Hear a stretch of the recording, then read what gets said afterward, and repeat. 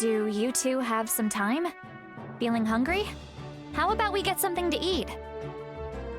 All right, it's been a while since we last ate.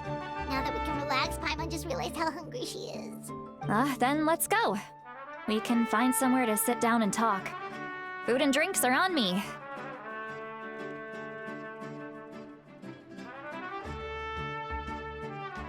How did this become Paimonville? See, Lolly looks quite down on herself.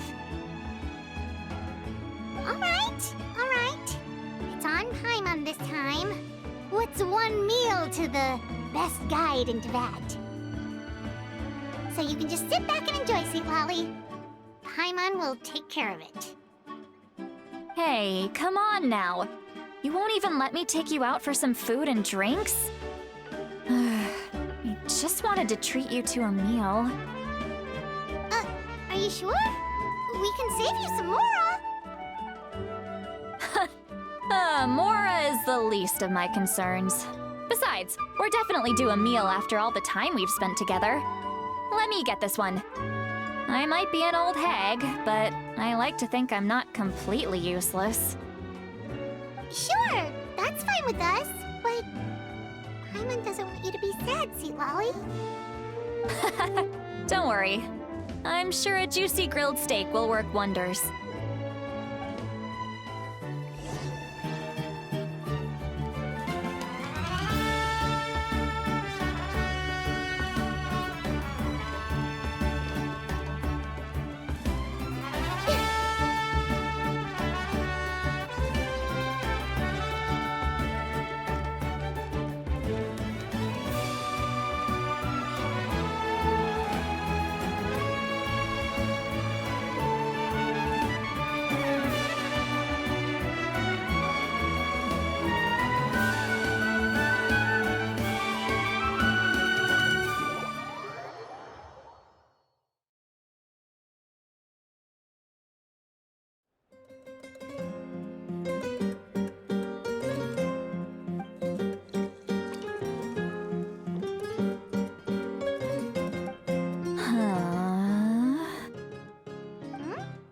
What are you looking at? Do you see two people standing by the door? They look like spitting images of each other. Are they twins?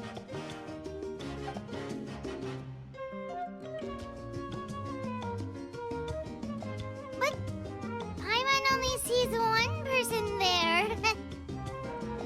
Huh? How could that be? I guess my mind isn't as sharp as it used to be. Give me another bottle, boss! Do you think she's drunk? There you go, miss. Oh my, it's not every day you get to see Granny Itzley here with some friends. Not to mention ones who've made a huge name for themselves recently. Oh, so you've heard of us? Of course I have. Aren't you the ones who saved Kachina and brought her back? No wonder you hit it off with Granny Seedlolly. She wouldn't spend time with just anybody, you know. I don't even remember the last time I saw her with a new friend. Wait, so you call her Granny too? Well, given our ages, it'd probably be more accurate for me to call her my great-great-granny. She's one of the most famous people at the Masters of the Nightwind. Most days, hardly anyone even dares talk to her. Huh? Gossiping about me right in front of my face now, are you, Chonka? Oh, please, Granny, I wouldn't dare. I'm just beyond happy to see you bring over some new friends. After all, any friends of our regulars are sure to be great customers too. All right, that's enough. Go on now. I'm sure the other customers would like to talk to you as well. There's no need to keep staring at me. I promise I'll keep my alcohol down until I leave. Well then, you have my thanks.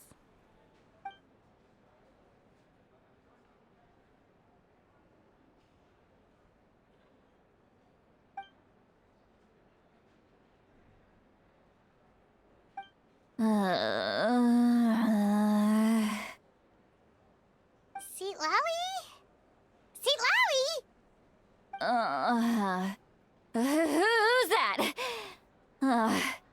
You got some gall calling me by my first name. Let me guess. You want to test your skills against Granny Eatsley, don't ya? Are you still with us, Sweet Lolly? You're kinda talking to no one.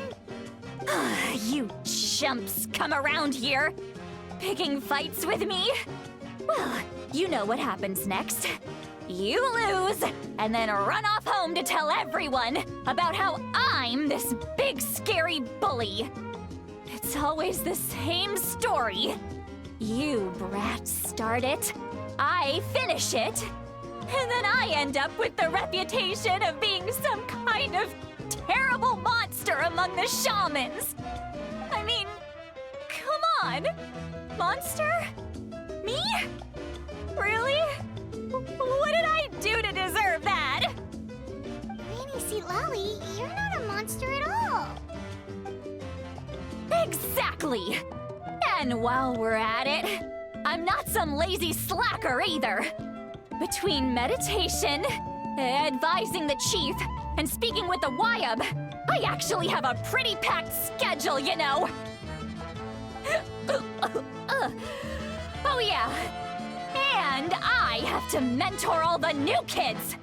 Hey, new kid. Yeah, you. Don't play dumb. Didn't I teach you how to find phlogiston? You see? I know my stuff. I'm a good teacher. You tell him. That's more like it. About dang time someone showed me a little respect. Yeah, Granny's a hard worker, all right. You can always rely on old Granny.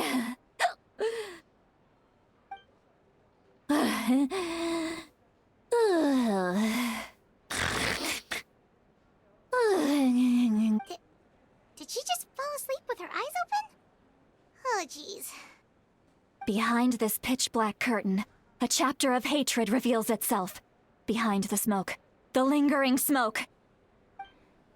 She's meditating again.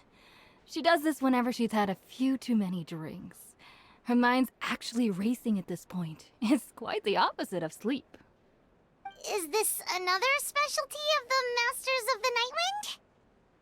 No, I'd say it's an ability that's unique to Sitlali herself. While she can easily pick up everyone else's skills and tricks, few have been able to master hers. Warning, warning. Red, the color of danger, has now arisen within that pair of eyes. Huh? Traveler? Paimon? What's wrong? I'm gonna hurl. Hang on, just keep it in. Phew. Okay, it's passed. That was a close one. You had Paimon worried. Paimon really thought you were about to barf all over the table just now. How embarrassing. I'm sorry you had to see me like that. That's never happened before, I swear. I've never thrown up, not once.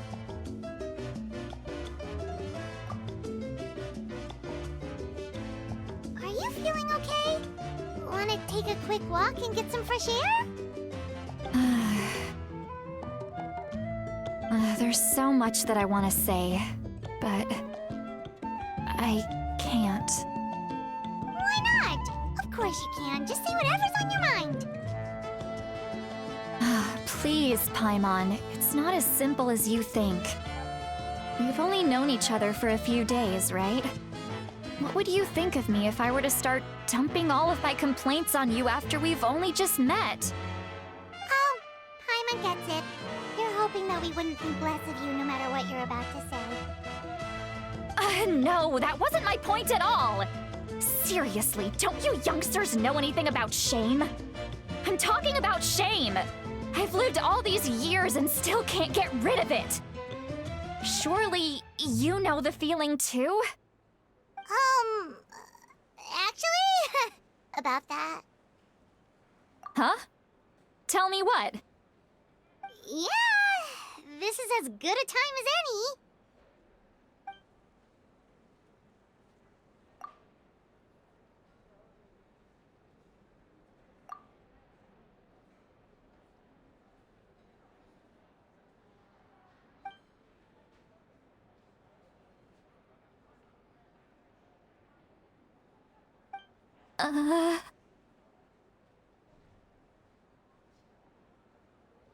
So, you heard...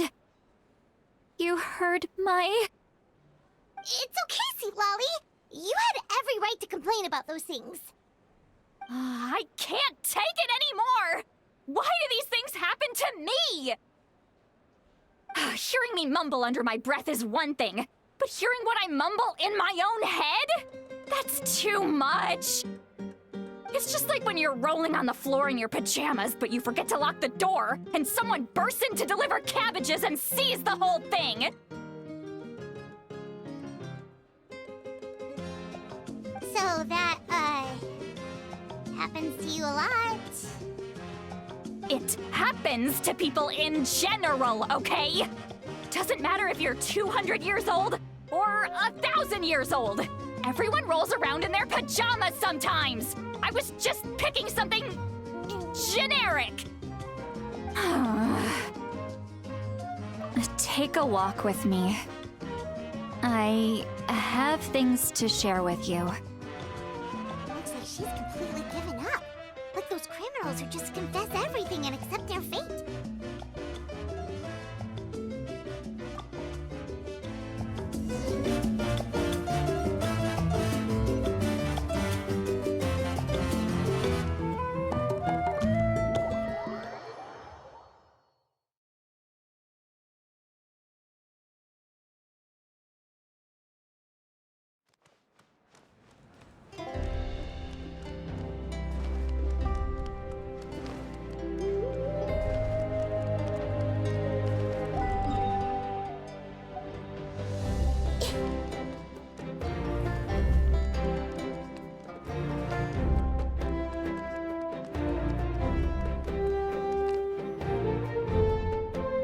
Well, great view, right?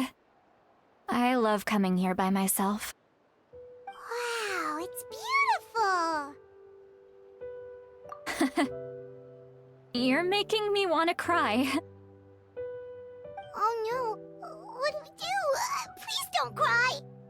I was an expression, okay? A figure of speech. I'm just... embarrassed. Here you are thanking me, even after you helped me all this time. Let's just have a casual conversation. It's easiest that way. Really? You don't seem like the kind of person who keeps things casual. Well, I guess I used to be more of a stickler for the rules. And you're right, I don't usually open up to the people of my tribe like this. I'm just an eccentric old hag to them. That story's been passed down so long, it might as well be true. But you're just a regular person. The kids of my tribe would have a heart attack if they heard you say that. Granny Eastley is a powerful figure. Be careful around her. That's what they'd say.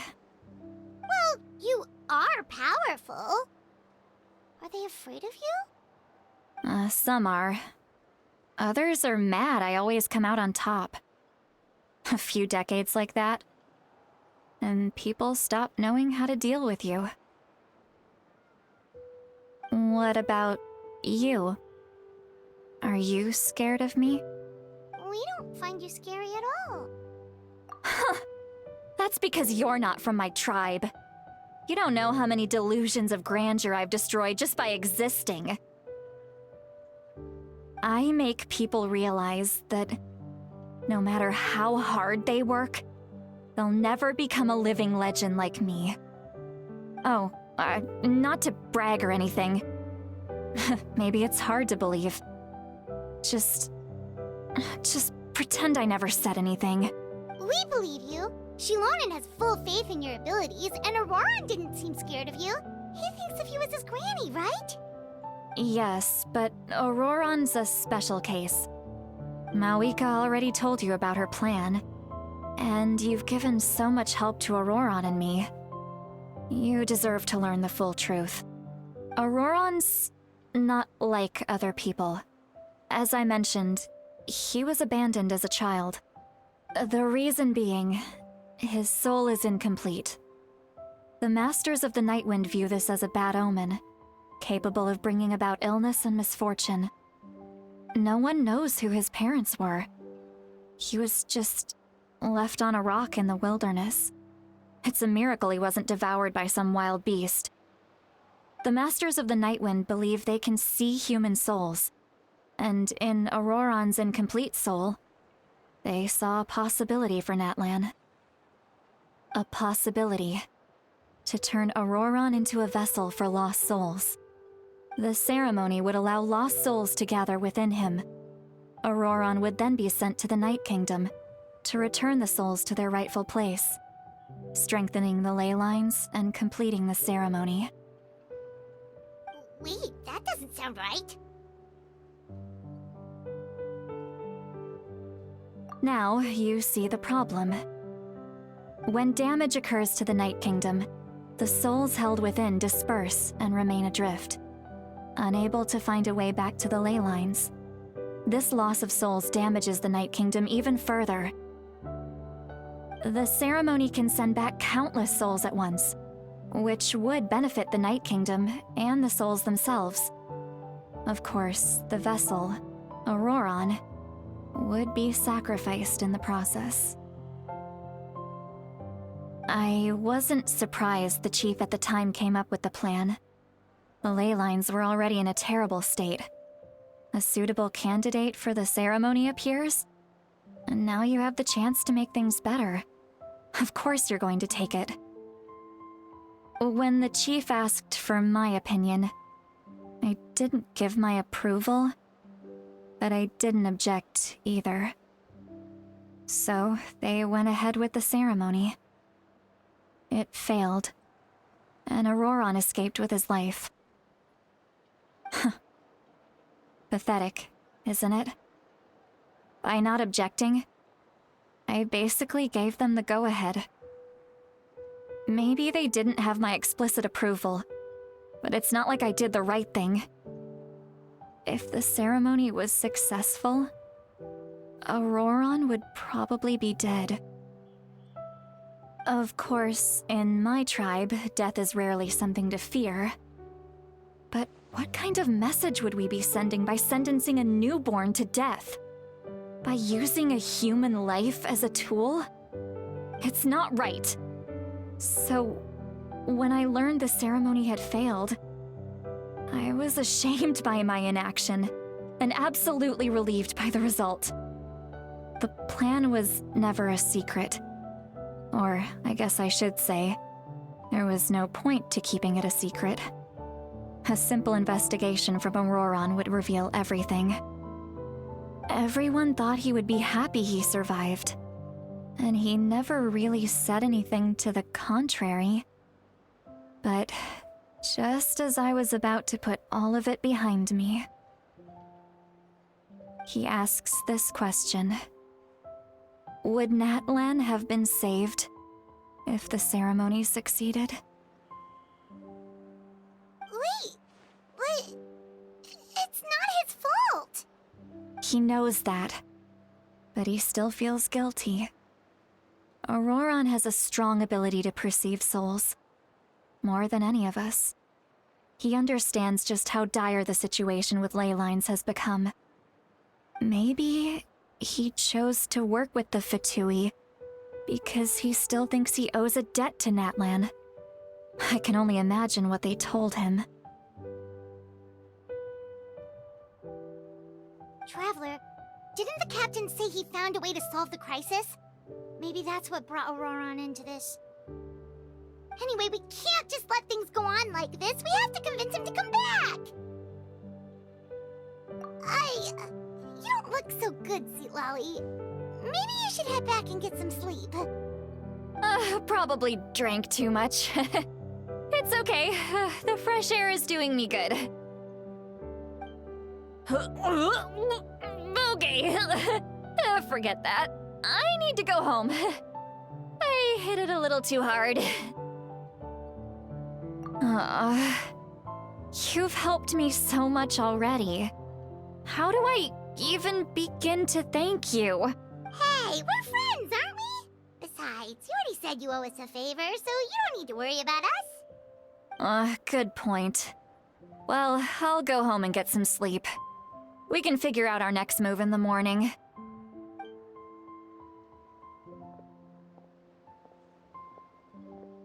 Friends. I like the sound of that.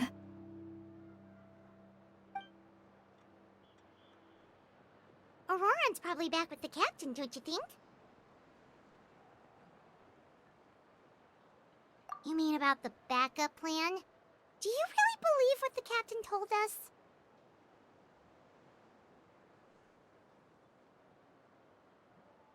Yeah, you're right. We should just go to her directly. But she's probably asleep. We can find her first thing in the morning. For now, let's... go to bed.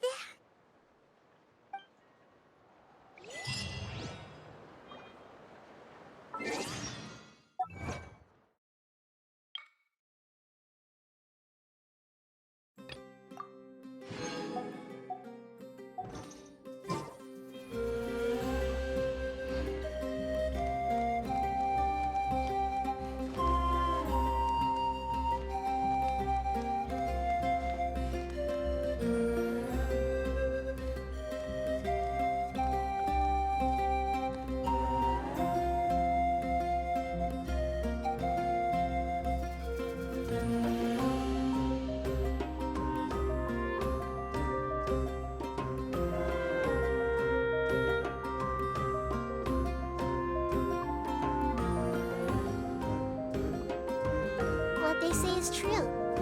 You have to see the world for yourself to appreciate how beautiful it is.